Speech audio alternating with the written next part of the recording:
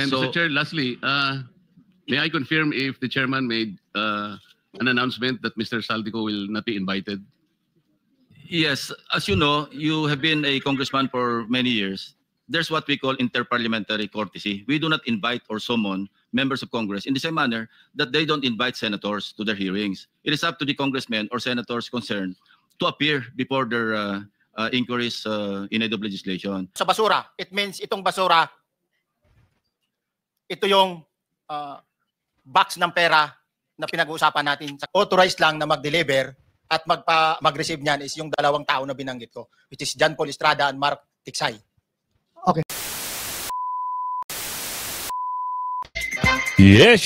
Magandang hapon muli sa ating mga kasama. Nandito naman si Kuya Goods nagbabalik. At syempre, kung hindi ka pa nakasubscribe sa ating channel, pa-subscribe mo na lang at hit mo na rin yung bell para lagi kang updated sa ating mga video. Eto na.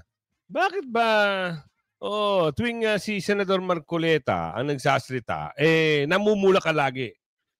Inis na inis ka na ba? Dahil, lumalabas talaga ang pangalang Saldico at Romualdez? Ang hirap pagtakpan. Kita nyo sa hearing nyo nangyayari ngayon, ilang maleta? Bilyones ang laman. Grabe, no? Kaya nyo pang pagtakpan yan? Kaya pa? Baka hindi na, suko na. Eto, matapos ang mga ebidensya ng pagnanakaw, Saldico, hindi imbestigahan ng Senado. Bakit? Di ba? Bakit ayaw nyo imbestigahan? At bakit ayaw niyo ipatawag si Balulong? Nandyan lang naman si Balulong. Takot kayo? Sobrang pagkatakot nyo? Baka lumabas din ang kabahuan. Magkantahan, di umano. Ang hirap sa inyo eh. Meron kayong tali sa liig eh. Di ba? Meron silang mga tali sa liig. Kung isang kumpas lang, gagano sila, ayaw. Di ba? Kaya, kita nyo maganda na sana yung flow ng investigasyon ng Blue Ribbon noong si Senador Marcoleta pa at si Contemporary Jinggoy. Merong lumalabas na pangalan. Ngayon, meron nang napangalanan sa kanila. Eto na, bumanat na kagad ng pinalitan sila. Nakaka-bad trip, di ba? At ito pa, may lumulutang, pag-deliver ng mali-malitang pera sa bahay ni Saldico at ex-Romualdez na bulgar sa Senado. Eto na, patawag nyo naman. Wag mong sasabihin parlamentary, chekabu, wag. Kung gusto nyo ng transparency, ilabas nyo, imbestigahan nyo. Diba? Bakit yung pinatawag nyo si Kachobi, pwede. Lumabas si Kachobi. Congressman yun, pwede naman, di ba? Bakit ayaw nyo? Yun lang hinihintay ng taong bayan eh. Ilabas nyo para magsalita. May driver na lumalabas yung driver. Mali-malit, ilang maleta to? Ano pa meron dito? Yung anak mo ko, na namumblema na. Sagutin mo na raw. Senator Bato, konwestiyon ang mabilis na SARO release para kay Kongko. Naku. Kongkoy! Ito, pasok na natin para mas maganda, malinaw. At mabibigyan natin ng isang pahapyaw na reaksyon ito. Saan ka nga raw ba nakakita ng investigasyon na ang may kasalanan hindi man lang raw ipapatawag ng pamahalaan? Tama. Tuluyan ang nawala ng pag-asa ang maraming netizen na mapanagot ang Ako Bicol Party List representative na si Saldico sa di umunay pagnanakaw nito sa bayan matapos kumpirmahin ni Senate Blue Ribbon Committee Chairperson Ping Lacson na hindi nila papatawag sa Senate Blue Ribbon Committee para imbestigahan ang controversial na Ako Bicol Party List representative. Sa naging Bakit kaya? Ilang maleta kaya? Baka meron din ilang maleta. Kaya hindi may patawag. Kung gusto nyo ng transparency, huwag kayo magtago sa taong bayan. Ilabas nyo. O baka naman mayroong problema. Baka hindi kaya. Kasi isang kumpas ng tali sa liig.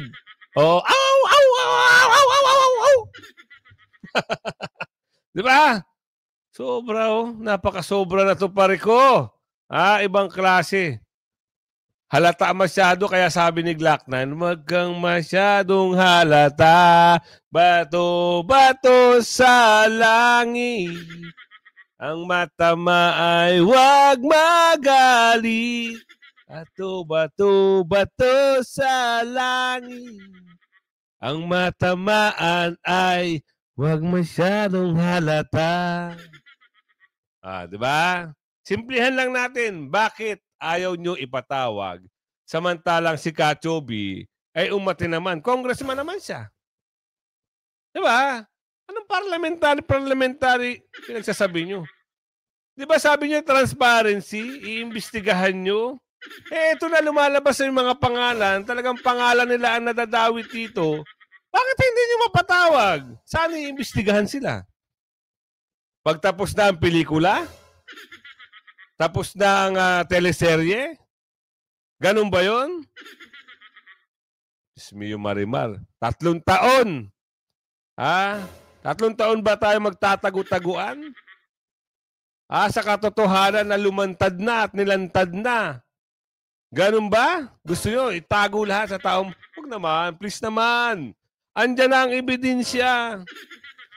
Pinagtugma-tugma na. Hindi ho pinagtagpi-tagpi ito Pinagtugma-tugma na mga witnesses.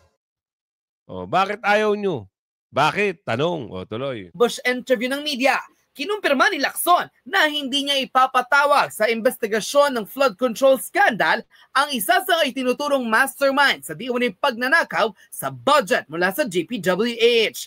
Ayon sa kanya, ito ay dahil sa mayroong courtesy si Zaldico bilang kongresista na siyang hindi raw maaaring magbigay ng investigasyon sa kongresista para dumalo sa nasabing pagdinig ng Senado. Bakit? Tila bakit raw ganito ang naging pananaw at di umano'y pananalita ni Lacson kahit nakitang-kita na raw ng taong bayan kung sino ang punot dulo ng pagnanakaw. Bukod sa kanyang mga hindi mabilang na yaman at ari-arian, hindi pa raw ba sapat na ebidensya ang mahigit sa 4.7 billion pesos air assets ni Zaldico na siyang nadiskubre mismo ng DPWH Secretary na si Vince Dizon. Ipagkikipit balikat na lamang raw ba ito ni Lacson na kahit tila harap-harapan at halos sampalin na siya ng mga ebidensya na magpapatunay na may kinalaman sa pandarambong sa kabanang bayan. Ang ako Bicol Party List Representative na si Zaldico ay hindi pa rin daw ito ipapatawag sa nasabing Senate Blue Ribbon Committee hearing. Narito at panoorin ng full video kung saan kinasuklamaan ng taong bayan ang Senate Blue Ribbon Committee Chairperson na si Ping Lacson matapos panindigang na dahil sa courtesy bilang mambabatas, hindi raw iimbestigahan o iimbitahin man lang ng Senado ang kontrobersyal na kongresistang si Zaldico. Mahirap yan. Kung halos lahat tinatago nyo na sa taong bayan, kahit malinaw pa sa malinaw ng tubig na mineral water, ang katotohanan, bakit kailangan pa sa bagay? Nababaluktot nga nila ang batas Ito pa kayang magagawa sila ng script, di umano. Paano mo nasabi na kaya nilang baluk? Di ba sinabi nga isang tulpo? Di ba? Ngayon hihingi ng pasensya. Hindi raw yun ang ibig niya sabihin. At paliwanag niya pa, dahil daw galit siya, kaya niya nasabi, wow, di wag ka na magalit para matino ang isip mo. Wag ganun. Babaluktutin mo Sino pa maniniwala sa batas? Ito yung sabi. Kaya nakakagalaiti. Nakakagalaiti. Kung ikaw ay isang mamayan ng Pilipinas, ikaw ay citizen, hindi ka tanggap-tanggap yung mga gantong mga paliwanag. Diba? Dahil lang sa ano daw yung sabi kanina? Pasok. And So- Mr. Chair, lastly, may I confirm if the chairman made an announcement that Mr. Zaldico will not be invited? Yes, as you know, you have been a congressman for many years. There's what we call interparliamentary courtesy. We do not invite or summon members of Congress in the same manner that they don't invite senators to their hearings. It is up to the congressmen or senators concerned to appear before their inquiries in aid of legislation. That is a tradition. Yes, Mr. Chair. And that tradition is not accorded to individual members of Congress of either house. Wait lang, boss. Boss, amo manager. Boss, bakit si Tatay Digong? Oo, nung pinatawag sa Senate, pumunta naman. Di ba? So, sabihin na natin na tapos na ang termino niya. Di ba meron din naman gano'n kung gusto, pwede. Basta nasa proper invitation. Liwanagin nyo yan. Kasi hindi ho katanggap-tanggap sa isang taong magandang utak na ganyan yung papaliwanag. Hindi pwede. Andyan na nga yung ebidensya. Oo, lantara na. Huling-huli na nga, ika nga Tapos hindi pwede. May parliamentary courtesy anak. It is accorded to the institution. Yes. Is that, yeah. You will, But if he is expelled, then we'll invite him. He's no longer a member of Congress. Representative Chanco was not expelled, Mr. Chair, but Yes, but when he was invited, he is voluntarily appearing before the committee. yes, but there was an invitation. No, we did not extend an invitation to. I was the one who invited him. Well, I was the chairman. You can speak for yourself. Yes, that's why. He can be invited. There is no violation of interparliamentary. Tama. Anyway, that's water under the bridge. He will appear, I think, anytime now because he was informed by Senator Ejercito. So can we just proceed? We have a long Sinasabi ko day. po yung tungkol kay Mr. Saldico. Kung Alright. sakaling halimbawa nandito siya, we can invite him. Okay, Thank you. No issue there. Kung sakasakali. Kung sakasakali pa yun, hindi pa natin alam kung talagang uuwi ba ang mama. Sa tanta nyo, uuwi ba ang mama? Kasi nga pinapauwi na nga ng anak Sagutin mo yung problema mo. Eto, may balita dito. Hindi tayo nagagawa ng kwento dito Issue yan. Ano sabi dito? Hinimok ang ama na harapin ang flood control controversy. Pasok. Ang anak ni Congressman Zaldico na si Elise tungkol sa flood control controversy na kinasasangkutan ng ama.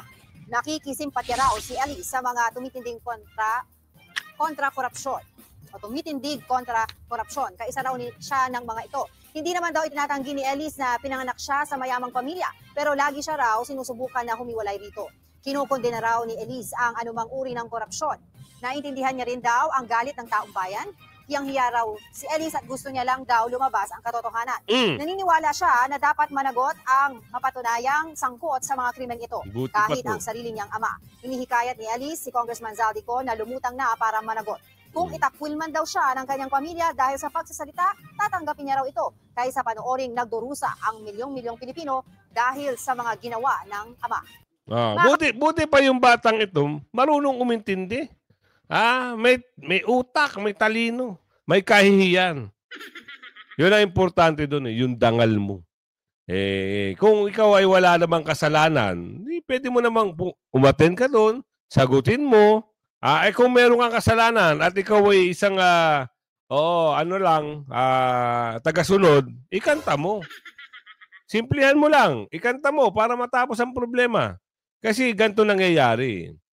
Parang ang labas, tumakbo ka muna doon, pumunta ka muna rito, habang hindi pa tapos ang investigasyon, diyan ka muna. Parang ganun ang utos di umano Pag natapos na at pinatigil na sa Senado ang investigasyon at nasa ICI na, wala nang investigasyon sa TV yan Doon na lang sa ICI yan. Makakwento dito, makakwento doon, tapos na. Hindi kagaya dito kasi, nasa live coverage. Wala ang lusot. Kaya pag merong uma-agree at disagree, nagkakaroon ng mga debate. Kung matapos na dito at alisin na dito yung pag-uusap sa Senado kasi sa Kamara nga, inalis na Tapos na ang kwentuhan doon. Tapos na rin ang pelikula doon. Hindi sila nagwagi. Kahit gusto nilang yung 51 billion na flood control ni Kong Pulong gusto nilang ipasok, hindi sila nagwagi kasi dito tumutuloy ang usapan Ang tao marunong. Kaya wag nyo nang lokohin. Imbestigahan daw yung flood control sa Davao. Nagalit sila dito kasi mali-maleta yung pera. Ito na naman, bago na naman witness to hindi nyo naman, sana naman pinunot to, hindi to pinunot. Hindi natin alam kung sino talaga ito. Bakit lumabas na merong nagdi-deliver ng mali-maletang pera kay Ko at kay Maldas. Ay, pasok natin para mas maintindihan natin ha. Kasi balita ito. Oh. Di ba? Tuloy. Ano ba yun? Ano ba yun? Wait lang ha. Ayun. Tuloy. Oh, i-ano muna natin para mas malinaw. Pasok. You may proceed. You may continue. Salamat po, Mr. Chair. Mr. Gutesa, kaninang ako'y nagpapaliwanag para ipakilala kita. Narinig mo yung aking sinabi. Yes, Your Pwede mo Honor. bang i-confirm na kung ano yung sinabi ko ay yun nangyari kahapon? I confirm, Your Honor. Salamat po. At ngayon po ay hawak ko nga ang inyong sinumpaang salaysay na nung draft ito ay binasa ko. Ganun din nga po at wala namang pagbabago. At gusto ko lamang pong sabihin ninyo na mayroong pirma sa ibabaw ng pangalang Orly Regala Gutesa. Kayo po ba ang nagpirma nito? I confirm, Your Honor. At gaya po ng sinabi nyo sa akin kahapon, voluntaryo ninyong ginawa ito. At wala namang namilit sa inyo. At katotohanan yan, ako nga po ay ininyayahan nyo para makita ko yung inyong salaysay. Yes, Your Honor. Ito po ay pinanotaryo ninyo. Nakikita ko rin po. Totoo po ba itong notaryong ito? Totoo po, Your Honor. Okay. Ngayon, kayo na po ang magbasa para sa ganun ay marinig po ng buong kapulungan. Pwede po niyong basahin ang inyong salaysay. Maraming salamat, Your Honor. Mr. Chair, can he proceed? You may proceed. Ako po'y nagpapasalamat sa pagkakataong ito. Sa Senate Blue Ribbon Committee, Senador Ping Lacson, sir. At sa iba pang member na nandito po. Ako po si Orly Gutesa, may asawa, nasa tamang edad, Pilipino. Makatapos, makapanumpa na ngayon sa umiiral na batas ay nagsasaad at naglalahad ng gaya ng mga sumusunod. Ako po ay lumabas upang magsalita sa isyu na ito. Bilang isang dating sundalo, inaalay ko ang aking buhay para sa ating bansa. Sa pagkakataong ito, nagdesisyon akong magsalita at maglabas dahil ayokong maging masama ang kinabukasan ng aking mga anak, apo ko sa darating na panahon. Ayoko pong naririnig ko at napapanood ko sa pagdinig ng Blue Ribbon Committee. At ngayon ko po napagdugtong-dugtong yung naging partisipasyon ko po sa anomalya at korupsyon na ginawa at lumalabas sa hearing na ito. Yung palang pera na binubuhat namin at dinedeliver mula sa masamang gawain na nagdulot ng baha na ikinamatay ng tao at imbes na gamitin ang pera sa edukasyon, medikal at programa na mapunta lamang pala sa bulsa ng mga politiko. Mabigat po sa akin magsalita dahil may pamilya ako. 4 ang anak ko, nag-aaral pa. May asawa ako at nangangalaga sa aking mga anak at marami akong kasama sa operasyon na may kinalaman sa ibabahagi ko sa inyo. Nagtatrabaho lang po kami ng mga kasama kong sundalo sa Philippine Marines. Huwag sana isipin na aking mga kasama na nagtatraidor ako. Ako sa aming trabaho at pinagsamahan dahil pari-parihas kaming may pamilya at gusto lang naman naming ayusin ang kinabukasan ng bawat isa. Wala akong iniisip na kapahamakan para sa kanila, bagkus ang gusto ko lang maiayos ang kinabukasan ng bayan at lahat kami. Noong December 5, 2004, na-hire ako bilang security consultant sa Ako Bicol Party List or AKB kay Congressman Saldico. Naku, yun na. At nasimula ng duty ko kay Congressman Saldico. Bawat umaga, nagre-report ako sa BGC sa Horizon, sa Bonifacio Global City, kung saan nakatira si Kong Saldico. Tuwing may duty at detailed ako sa basura, it means itong basura, ito yung box ng pera na pinag-uusapan natin sa kasalukuyan. Mr. Gutesa, mag-stick ka lang sa binabasa mo. Huwag ka nang nag-a-adlib. Kung ano yung nandito, basahin mo lang. Yes, Your Honor. Tuwing may duty detail ako sa basura, pumupunta kami sa 28 Ladybug Corner, Dragonfly, Valle Verde 6, Pasig City. Tagabuhat lang ako ng malita ng basura. Ang ibig sabihin ng basura ay malita na may lamang pera. Nako. Ang bawat malita ay may lamang humigit kumulang 48 million pesos. Ha? Ang bawat Parang, tayo si Alcantara. Parang alam niya eh. Alam niya talaga. Kasi napapaganon siya eh. Tama, tama. Tama yan. Parang, oo, parang yung pera na dinideliver, parang alam niya rin kung saan napupunta talagang address eh. Diba? Talagang sabi ng matatanda, may pera sa basura. Yan pala ang pera sa basura. Malaki ang pera sa basura. Malita ay may push-it na nakadikit na nakasaad kung magkano ang laman ng bawat malita.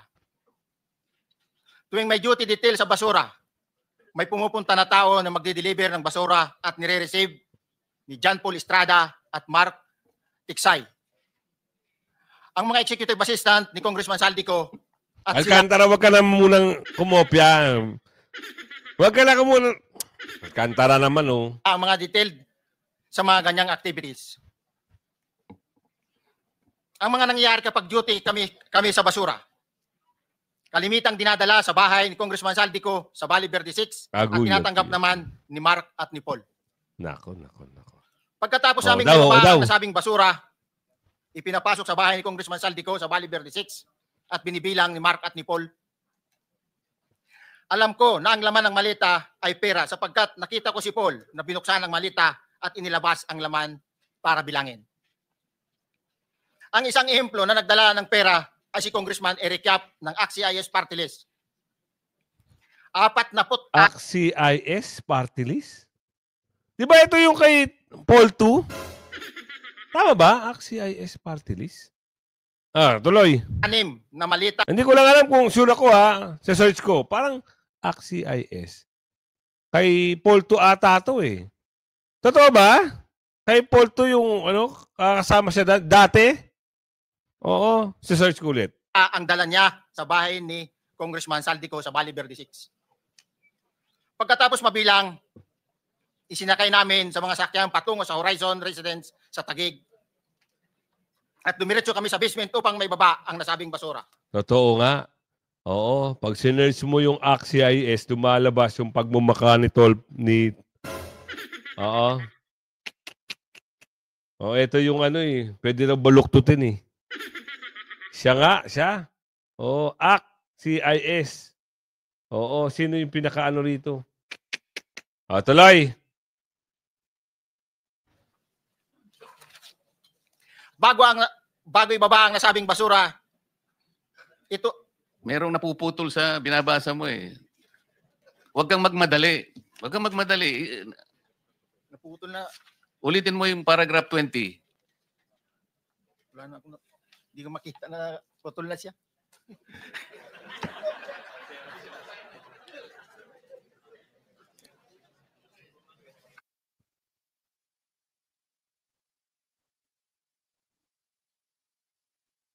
Salaysay po yan sinumpa ang salaysay yan.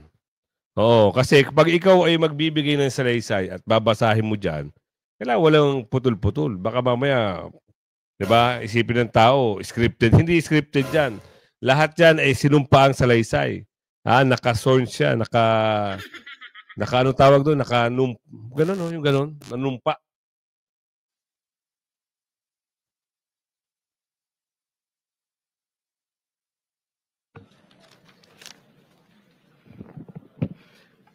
Pagkatapos, mabilang ang sinasakay namin sa mga sakyang patungo sa Horizon Residence Taguig. Pagdating sa Horizon Residence, dumidiretso kami sa basement upang maibaba ang nasabing basura at dalhin sa unit ni Congressman Saldico sa 56th floor sa nasabing lugar kung saan siya nakatira. Di ba? Bago ibaba ang nasabing basura, ito ay bawas na. Halimbawa, nag-akyat kami ng 46 na malita. Ibababa lamang namin ay 35 malita para i-deliver sa bahay ni House Speaker Martin Romualdez sa 42 McKinley Street, Taguig. Ang labing isang malita ay naiwan sa taas ng 56th floor sa Horizon Residence. Tama raw, sabi niya. Kumulang 3 beses ako mismo ang nag-deliver ng basura sa bahay ni Congressman Saldico sa Horizon Residence at sa mga bahay ni Speaker Romualdez sa 42 McKinley Street, Taguig. Mas maraming pagkakataon na nagde-deliver kami ng basura sa bahay ni Speaker Romualdez. Nako. at sa bahay ni Congressman Saldico, dahil iba-iba kaming mga nakadetailed na close-in, backup, at advance party na nagkakaroon ng rotation. Sa huli, ako po ay nagnanais na mapasailalim sa Witness Protection Program dahil alam ko po nanganganib ang buhay ko at ang aking pamilya sa ginawa kong paglalahad na ito. Sa katotohanan na ang lahat ay nilagdaan ko, ang salaysay na ito ay kusang loob at walang anumang pamimilit at bunsod lamang ng hangarin matulungan ang ating bansa. Walang pamimilit kusang loob. Narinig nyo. Baka sabihin na naman iba dyan, na mahilig sa mga fake news, ito ay scripted, Siya na mismo nagsabi, hindi yan, pamimilit. Kusang loob, sinumpaan. Sworn statement. Ito po ay nilagdaan ko, Your Honor. Thank you, Orly. Before you proceed, meron lang ako ipapakitang litrato sa iyo, no? I-confirm mo, kasama na rin si Bryce, kung yan ba si Paul na binabanggit mo. I confirm, Your Honor. Confirm. Yun nga po, Your Honor. Siya po. Okay, so, yeah, Pero, baka naman pagtakpan mo pa. Boss, amo manager, baka pagtakpan mo pa rin. Oo. Sinabi na nga yung pangalan ng Iko at saka ni Romualdez baka pagtakpan mo pa rin. Tuloy. Record, andito po yung litrato nung binabanggit na si Paul. Nito. John Paul Estrada, hindi ba? Yes, Your Honor. Sige. Thank you very much. You may continue, Senator Marcoleta. Thank you, Mr. Chair. Mr. Gutesa, dito sa iyong paglalahad ay gumawa ka ng isang paghalimbawa. Inihalimbawa mo si Congressman Eric Yap. Ngunit isang tagpo lang yun eh. Ikaw ay na-hire ni Representative Saldico, sabi mo rito, ay December 5, 2024 pa. Yes, Your Honor. Sa pagkakaalam mo, mga ilang beses kayong gumagawa ng bagay na ito. Ibig sabihin, yung pagdi-deliver ng pera, sa natatandaan mo, gaano kadalas ang pagdi-deliver? Kasi ang ginawa mo kanina ay isang example lang. Pwede mo bang ipaliwanag? Your Honor, minsan kasi pag-duty kami, ang actual ko na delivers talaga sa bahay ni Congressman Romualdez is 3. Tapos pag may duty kami, nagkakaroon ng detailed. Minsan namumonitor ko doon sa group chat namin, may basura tayo deliver. Minsan namumonitor ko siya is 3 times a week ang delivery doon sa Forbes, sa bahay ni Kung Sal, ni Kung Romualdez. Yung pera minsan nanggagaling lang doon sa horizon sa taas, ibinababa. Tapos may detail lang na tao, namumonitor ko naman sa GC namin. Kaya nalalaman ko yung movement ng tropa, kung ano yung sinasabing basura ng delivery. So yung delivery o yung movement ng tropa nagaganap average 3 times a week. 3 times a week, Your Honor. Nagsimula noong December 2024. Yes, Your Honor. Hanggang ngayon ba ay naglilingkod ka pa kay Representative Saldico? Sa kasalukuyan po ay nag-resign po ako noong August 5, itong taon po na ito. Naku. So, maliwanag ba ang ibig mong sabihin para sa kapulungan ito ay nag-average ng 3 beses sa loob ng isang linggo ang pagdi-deliver ng pera kay Representative Saldico at tuloy-tuloy naman doon sa bahay ni former Speaker Martin Romualdez sa ganong rate, ganong beses, 3 beses sa loob ng isang linggo. Yes, Your Honor. Magmula December 2024 hanggang ikaw ay mag-resign noong August 2025, this year. Yes, Your Honor. Mr. Chair, Senator Marcoleta, short Yes, interjection. with the permission of Senator Marcoleta. Thank you, You may Mr. Chair. May maibigay ka ba na pangalan? Kasi ang sinasabi mo lang ngayon, as far as you're concerned, during ikaw ay nagdo-duty. Nagro-rotation basis yung duty. So pag wala ka, absent ka, iba ang nagdo-duty, iba rin ang nagtatanggap sa pera at nagdi-deliver. Am I correct? Senator De La Rosa, may I just remind you na isang follow. Pero kung gusto mo ituloy at pahig si Senator Marcoleta, naka-charge sa oras niya. Yung mga susunod na tanong, okay? Grabe naman yun. Ang bilis talaga alam mo, yung bilis kagad ng tagapagtanggol, Ang bilis nila. Talay. Okay lang. Okay lang. Sige, boss. Meron Nahirap lang pa naman naman. ako sa iyo. Go ahead. Meron ko pa namang 4 na minuto pa mahigit yan. Yes, sir. So, sige. Very quick lang. So, pag hindi ka duty, may ibang nag-deliver ng pera kay Saldico at kay Speaker Romualdez. Pag nangyayari yan, sir, pag hindi ako duty, may makadetail talaga sa basura na yan. Pero ang authorized lang na mag-deliver at mag-receive niyan is yung 2 tao na binanggit ko, which is John Paul Estrada and Mark Tiksay. Okay. Thank you, Mr. Chair. Thank you, Senator Marcolita. Mr. Gutesa, sa panig ng pagdi-deliver sa bahay ni former Speaker Martin Romualdez, sinong tao ang nagre-receive? Sa mga ganun sir ang may contact, Your Honor, is yung si Paul at si Mark lang ang may contact doon sa receiver. So pagdating doon, nakabukas na yung gate doon sa Forbes, pumapasok na lang kami. Then pag nabuhat na namin yung mga malita na ibaba na, so lalabas na kami. Wala na kaming ano. Basta may deliver lang namin yung mga basura doon sa bahay, wala na kaming ano noon, Your Honor. Alin-aling bahay Yung ang 42. pinagdi-deliveran mo sa panig ni former Speaker Martin Romualdez? Yes, Your Honor, yung 42, yung dito sa may Forbes Park. Yun lang? Wala nang iba? Mayroon pa yung bagong nakaraan doon sa 19 Nara, yung dating bahay ni Michael Yang. Sa pagkakatanda mo, mayroon pang ibang lugar na kung saan nagdi-deliver kayo? Sa Aguado, diyan sa Malacanang. Nako. Aguado? Excuse me, Senator Marcoleta. Ayan na naman siya, oh. Ayan na naman siya. Oh, talagang kinokontrol niya talaga pag may mga ebidensya na lumalabas, may panibagong mga expose. Oh, andyan siya anak ng tipaklong naman talaga. Oh. No, Michael Yang. Yung dating sa Pugo yata yon. Sa? Yung dating sa Pugo. Yung Michael Yang. dating bahay ni Michael Yang. Dating bahay. Yes, Your Honor. Okay, thank you. Ibig mo sabihin, nabili ni Speaker Martin yung bahay ni Michael Yan? Allegedly, Your Honor. Nako. Pero paano mo alam na bahay ni Speaker yun? Kasi doon kami doon na nagde-deliver yung tropa nung hindi na nagde-deliver doon sa 42, Your Honor.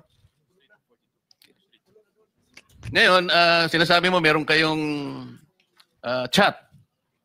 Nagagamit mo yung chat para ma-monitor mo yung rate ng delivery at kung sino-sino yung nagdi-deliver? During the time nung nandoon pa ako, Your Honor. Mr. Chair, salamat po at baka meron pa pong Thank you. gustong Yeah, itanong ating may mga kasama. papakita pa ako isang litrato pa, no? Identify mo lang siya. Sino? Nako. Mark Tiksay, Your Honor. Meron pa ba nakakakilala sa kanya bukod sa'yo? Dito? Wala. Nabanggit kasi ni Engineer Alcantara rin dito eh. Sa salaysay mo noong September 23, sinasabi mo, hindi ko po siya na-meet during pagdadala. Ang tao niya po ay may alias lang na Paul at Mark. Na-meet mo ito si Mark, Engineer? Sa Valle Verde po, once lang po. So, No. kinukonfirm na si Mark Texa ito. Mark po and Paul, karaniwan po naman. Okay, thank you. Thank you, Senator Marcoleta. Mr. Chair, may tatanong lang po kung Yes. with the permission of Yeah, okay. Senator Marcoleta. Mr. Orly, sabi niyo po 46 na maleta na nagkakalaman po ng 48 million bawat isa. Tama po ba? Ito na Based si on- Defender kasi nababanggit yung CIS eh. Sigurado, for sure, sabi ni Aling Ledesma, tignan natin kung anong kahantungan. Po sa level nung malita na nakita ko, Your Honor. Paano po nalaman ninyo na 48 million po ang laman ng bawat isa?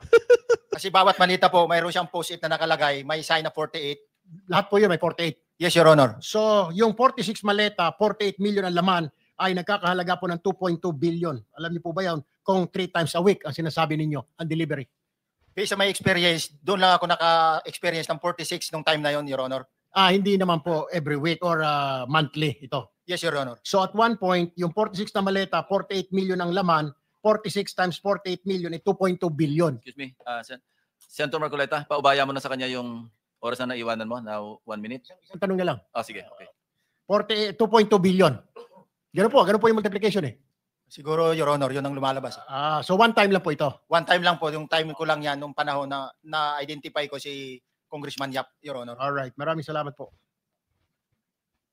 Thank you. Yung paghalimbawa mo, kaya mo ginawa dahil yun ang pinakamalaki. Yes, Your Honor. Pero pangkaraniwan, dahil 3 times a week, mga ilan sa tingin mo yung karaniwang na i-deliver? Ilang maleta? Usually, pag nanggagaling na sa Horizon, na i-deliver na doon sa Forbes, minsan mayroong 15 or kaya 18 ang malita. Pero yung malalaking malita yon na nagre-rate yung bawat malita, minsan mayroong 48, may 50. Sa mga tweet, Mr. Gutesa, pangkaraniwan, 15 to, Your Honor. yun ang average, pangkaraniwan. Yes, Your Honor. Yung nabanggit mong nabigla ka sapagkat malaki, 48, yun lang kay Congressman Eric Yap. Yes, Your Honor. Yun ang time na nakita ko talaga yung ganung kabalk Okay. yung balita na yun, Your Okay. Honor. Mr. Chair, payagan nyo sana akong magtanong lang ng isang tanong kay Mr. Diskaya. Mr. Diskaya, naalala mo, nagkaroon ka ng supplemental affidavit na binasa mo dito. Medyo mahaba pa nga di ba? Naalala mo yung nakaraan? Ito yung supplemental affidavit mo. Yes po, Your Na Honor. may petsang September 23, 2025. Ito yung nakaraang hearing natin. Yes po, Your Honor. Napansin ko kasi nung pinakinggan ko tiningnan ko sa ating transcript, parang hindi mo binasa yung paragraph 30 na kung saan binabanggit dito yung DPWH Region 1. Chinek ko talaga kanina umaga, nirecheck ko uli, hindi nasama sa binasa mo ito. Ano ito, nagkamali ka lang o... Your Honor, talagang hindi ko po nabasa dahil masyado na pong mahaba yung ano ko. Yung binabasa ko po. Hindi nga, sabihin mo na nagkamali ka lang, hindi mo sinasadya. Hindi po sinasadya. Pero dito po, wala rin po eh. Hindi nakasulong. Baka nakalimutan pong ilagay, kaya hindi ko po nabasa. Saka pinatigil po ako doon sa... ito, sorry. Nagkamali po ng page. Ito po, 30 po sa Region 1. Meron pala. Oo nga, nandito yung paragraph 30.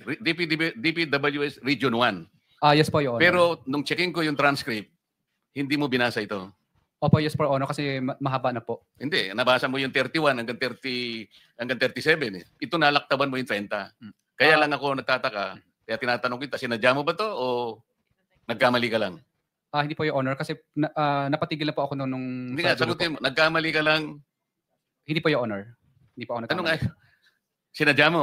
Hindi po, Your Honor. Bali, alam ko po parang pinatigil na po ako dito dahil masyado na po mahaba yung binabasa ko. Hindi, ganito, pinatigil ka, nung pagpatuloy mo, nakaligtaan mo yung number 30. Nalaktawan mo siguro. Yes po, Your Honor. Yeah. Para maliwanag lang. Hindi gusto ko lang maliwanagan kasi nabanggit ko na kanina na naimungkahi ko na sana'y tawagin din si Governor David Singson. Baka ka kung may connecta doon sa ano mo, baka ka kung sinadya mo. Ngayon kung sasabihin mong nagkamali ka lang, tatanggapin ko yon. So, yun. Sana, mga kasama, lumabas na ang katotohanan dito kasi mali-malit ang pera, no? Woo! Easy money, ha? 3 times a week. Billion! Yan, kung umabot ka sa video natin ito, ha? Sana magustuhan mo yung ating mga binibigay na mga reaction. Alam niyo naman, at huwag kayong magagalit. Dahil kayo ang nagsimula nito. Mga durobo kayo ng bayan. Kung hindi nyo pinagnanakawang pondo ng bayan, di sana maganda ang Pilipinas. Kung magagalit kayo, di magalit kayo. Naklang tipaklong naman, oh. Pero ang taong bayan ang mas dapat magalit sa inyo, mga durobo, ha? Yan. Hanggang sa muli. Bye-bye. Like and share.